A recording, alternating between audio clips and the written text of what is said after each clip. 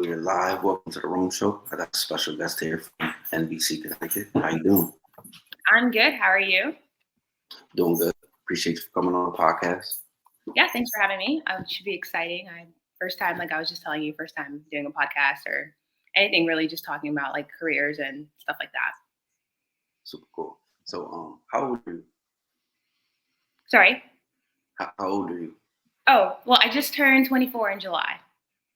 24. Yeah. Okay. And so how did you get into NBC? So I actually started at NBC back in college in 2021 as an intern originally, and that was like during the COVID phase. So I did an internship with NBC Sports, and that was like kind of my first taste of NBC. After that, I obviously went back to school, had to graduate, all of that, and I didn't get back into NBC until my job before this job, which was at CNBC. So like CNBC, NBC, NBC Sports is all part of the same family, NBC Universal. And that job I actually got, it was really random. I was working at the time doing like a part-time sports video type of editing type of job, cutting clips and like posting it to the web. So for me, I was enjoying that job, but I knew it wasn't like what I wanted to do like for like the future. Like the next steps would have been like going full time or like, applying for like an in-person position, and I was remote at the time. But I knew that, I kind of wanted to do more. Like I went to school for broadcast journalism, so I knew I wanted to like be reporting and doing television news. And also in the back of my head, I always had like this passion for like documentaries and sports. So I knew I wanted to take all that and put it into one. And as I was working that job, I was just kind of, surfing job applications, and randomly the job listing for CNBC came up on my like feed or something. And I like read the description, and it was like, making explainer documentaries. And I was like, yes. And it was like, doing research, producing, editing. And I was like, yes. And then the last thing on it was like, around tech, like tech news. And I was like, whoa, because I personally didn't know anything about tech or like business news. Like CNBC was like completely new to me. I'm not the type of person that like owns stocks or like cares to own stocks. And I'm not the type of person that's going to read about like Elon Musk's latest tweet at the time, at least. Now it's like a little different because I'm like was immersed into that. So I really liked the job listing for CNBC, and I just decided to apply anyway, because although like I wasn't the tech expert, all of the other bullets on the list, I was like, this would be perfect for me. And so I applied. I went through the process. I think having the internship before with NBC helped propel me and like push my like resume forward into that next step, which was just getting that face-to-face internship. And that's kind of how I got my foot in the door with CNBC. Getting the internship was a whole other story, but that's how I got my foot in the door in that like, full-time NBC, CNBC job. All right, sounds like lots of work. Was it lots of work for you? Yeah, I think so. Like even the application process was pretty intensive, like just having to do like a trial run and just having to prove yourself, that you are worthy and you are able and capable of doing what they're doing. Even like in my current position now with NBC Connecticut as a local news reporter, I had to do the same thing. Like, yeah, I was working for CNBC when I applied, but I had to prove to them that I was able to do like one turns and stuff like that. So I had to do like a 2-day trial while working out in California, just to, prove that, yeah, I can do this and, I have what it takes. So yeah, I would say it was a lot. I remember like when they brought it up to me, I was like, why can't you just like look at my resume and look at my reel and stuff now and like, see that I can do it. Why must I like keep having to prove myself? But I mean, it was definitely worth it at the end of the day. Right. So, you being young, and how long for you was that process of like proving yourself? Was it like long, or you felt like it was kind of fast for you? I mean, I still feel like it's daily. Like every time you go out and do a story, you still have to prove yourself and prove that you can do it. Like, especially like being one of the younger reporters, like on staff right now. I guess I feel like initially when I came in, people were like a little shocked that I knew how to like use a camera or like, edit my own story. So it's like you're constantly having to not constantly having to prove yourself, but you're just constantly having to show that, yeah, I can do this and I'm capable of doing that. I feel like that never stops. And I mean, I'm obviously like in the early careers of journalism, but I feel like a journalist of maybe 10 or 20 years would probably say the same thing, especially like because how it's like constantly changing. It's never the same. Right. So you feel like you have to continue to prove yourself. Exactly. Yeah. Like I feel like I'm always and maybe it's just the pressure I put on me. I don't necessarily say other people are putting the pressure on me. I feel like it all comes from me that I just want to be able to show that yeah, I can do this and I want people to like have confidence in me and like if I like pitch an idea, I don't want them to like be worried like, oh, is she gonna be able to do that? Like I want them to be like, oh yeah, Sydney can do that. Right. Super cool. And do you get like nervous once you're like behind the camera, you're doing a story, or like people Yeah, are watching? honestly, honestly, I forget people watch our stuff. And I know that sounds bad because we're like the news. Like, yes, people should be consuming. So, like, for instance, like in March when I came, I'd only been working like 2 weeks, and someone came up to me in the store and was like, I know you. And I was like, what? I don't know you. I just moved here. I don't know anyone. And then she was like, oh, you were at the parade. And then I was like, oh, yeah, okay, you watch the news. But do I get nervous? Sorry, going back to your question because I went off of it. Not in front of the camera, but behind the camera sometimes. Because I MMJ a lot, so I'll be out on my own, like in the field, and you never like want to forget to do something. Like I've had a case where I like was interviewing someone and I forgot to hit record, and I like looked at the camera and I'm like, camera's not recording, and I had to start the interview all over again.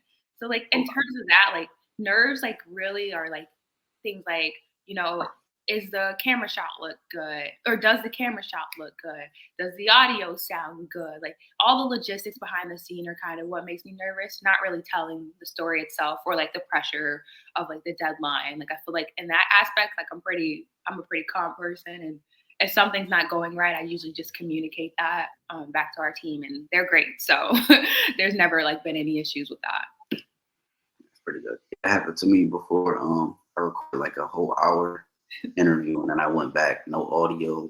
Half of it wasn't there. It's It's the good. worst, and then just having to tell the person like, "Oh, yeah, sorry." But usually Yeah, people are, like, understanding, you know? right. So, what's like your big dream goal? Like, you want to be like one of the top news anchors, or like, Um, you I don't know, you know? I can tell you what I don't wanna do. I don't wanna be a news anchor. I love, like, being out in the field. I love talking to people. I love experiencing, like, other people's lives and, like, their stories. So I don't feel like I would ever wanna, like, be, like, stuck in the studio and, like, just reading off of, like, um the summaries of the day, whatever you want to call it. Like that's not on my goals. But like in terms of like, where do I see myself in like 10, 20, 30 years? I don't know. I really love documentaries. I really love sports. I would love to put those together.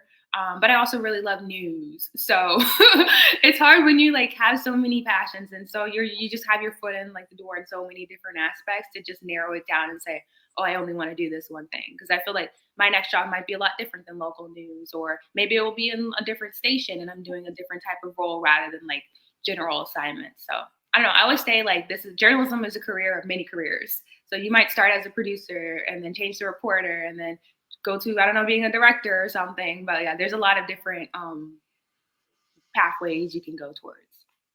you're trying to figure out which one that you really love, right? Exactly, because I feel like I love them all. So it's hard to just pick one. It's like picking your favorite child. But being 24 and doing everything that you're doing, still got a long way to go. How do you get through like off days and continue to do what you do? Like, how do I take a break from work? Yeah, just like you having like a bad day, off day. Oh, okay, I get the question. Yeah. Honestly, every day is a new day. That's kind of the mindset I go into. I've had cases where like I'm at work and I produce a package that maybe wasn't my favorite package or I didn't like how it looked or things just didn't really go well that day. I know that like okay, I get a new chance tomorrow. So I don't really like dwell on like the mistakes because when you dwell on it, you're probably first of all, you're probably the only one dwelling on it. Like you're your hardest critic. So you might think something was so bad and someone else was like, oh, that was amazing. I loved your story on that. And you're like, oh, I thought that was terrible. but like someone else liked it. So it's like I don't really dwell on like the mistakes. Like you just have to learn to move on. And I think that's something I learned like early in like college career. When I first got to University of Miami, which is where I went to school, they had like a program where students were able to work with ACC Network and ESPN, like Extra and Plus, or all of the things they called it at the time. Um, and my one of my first jobs doing that was a camera operator for like live sports. So I was like on the sideline of volleyball games and capturing stuff, and I was like at baseball and soccer and filming. And one of the things with camera operating is like it's live, so like you are gonna make a mistake, but if you dwell on that last mistake, it's gonna impact everything you're doing moving forward. So I learned very early, like especially from my boss at the time, who was like a really good mentor and someone to look up to at that time as well. That yeah, you can make a mistake, but let's just move on and don't make the mistake again. And that's kind of something that I carry like till this day. Right. That's a good mindset to have too. Nice. Um, how do you protect your good energy from bad energy? Don't take anything personal. I feel like most people don't have bad intentions, you know? Like they might say something that's like a little off, but like they probably didn't mean it like that. So yeah, I try not to take things personal, especially like in this industry. Like the emotions can get there. Everyone handles stress a different way than you do. Also, there's just so many different personalities, like within like the reporters and with the photographers and producers. Everyone's just like, you know, coming from different backgrounds and we're all coming together. Like just don't take it personal. Like I also feel like, you know, if you're just yourself, like I try to just stay true to myself and like my authentic self and like the way I was raised and fall back on that. And I feel like if you do that, like it's really hard to like get rid of who you are when you already like are who you are. Right. Super fire. And how does it feel being a part of the NBC organization? Honestly, it feels great. Like I remember when I interned at NBC as a student and it was like 2021. I remember telling like my fellow interns that yeah, I want to work for this company. And before I got there, I didn't realize like, oh, this is something a company I would want to work with. You know, it was just like, okay, there's like all these different companies out here. And you're applying all these internships. Which one sounds better? Which one sounds more fun? And for me, like NBC was like, oh, that sounds fun. It's like I get to leave my house, go somewhere for the summer, meet all these people. But yeah, I remember like saying to one of my friends, who's still my friend to this day, that yeah, I want to work here. And I didn't know like that was the pathway I was going to take post grad to get here, but I am here. So Right. Hope you become one of the most biggest, news people. we'll see. Hopefully not too big. I would love to like go to the store and people don't know who I am. It's a little weird at times. Yeah, yeah. I mean, it's only happened to me a few times, but every time was just so strange. And I was like, okay, because you don't know what to do. Like people are always like, oh, you're so much taller than you look on TV, and I'm like, yeah, get that a lot. It's saying random stuff. Yeah, just random stuff. But it's always nice, like to know that someone's watching back and someone like cares about what you're doing because like we put in so much work every day. Like even like not just local news, but like even when I was doing before on the digital side, like when I would get like a random email from someone that like watched my story and they like had like it was very detailed. They'll be like, I really liked how you said this, and then you brought these people in to back it up, and it just I mean it makes you feel good to know that people are like watching and it's like rewarding at the end of the day. Yeah, that's the good part when people watch and stuff like For that. sure. I know you're quite busy. Before we wrap it up, what's some advice you could give to somebody who wants to do what you do? Do what I'm doing. Someone that wants to do what I'm doing. Yeah. Okay. Um, Work hard. I mean, I think I think you just have to work hard, like literally. Like when you're in school, like don't take any of those opportunities for granted. Like jump on everything. Like especially like when you're a student, if you like there are certain opportunities that you can afford to take as a student that you can't afford to take as a full-time person. Like it would be hard for me to take like a free job now and like dedicate 20 hours to it because I have bills to pay. But as a student, you have like a little more, everyone's circumstances are a little different, but you have more grace as a student where it's like, okay, I can dedicate 10 hours to this unpaid thing, but it's going to help me, get farther in life and farther in your career. So I just say take advantage of all the opportunities that you have. I mean, yeah, that's what I would say. And then work hard, stay yourself. And I think honestly, you need a little bit of luck and a little bit of delusion to be like good in this career. Like you just got to tell yourself like you're gonna get there, and then you will get there. So Good advice. Well, I really appreciate you for coming on the podcast. of course, it was fun. Any other questions? I have time. So Okay. Maybe we could do a part 2 soon. okay, yeah, for sure. You have my number, so just text me. I'll respond, hopefully, eventually. Sometimes things get a little hectic, but I usually try to respond pretty quickly. So it's nice having me, or nice for you to have me on. Definitely appreciate it. We'll do part 2 soon. Cool. Yeah. When can I expect to see this? Um, by tonight, like around 8, I'll put it Oh, on all cool. my channels. All right, that's so fast. Cool. I'll look out for it. Thanks so much, Rome. Appreciate it. Thank you. Appreciate it. Have a good one. You too. Take care.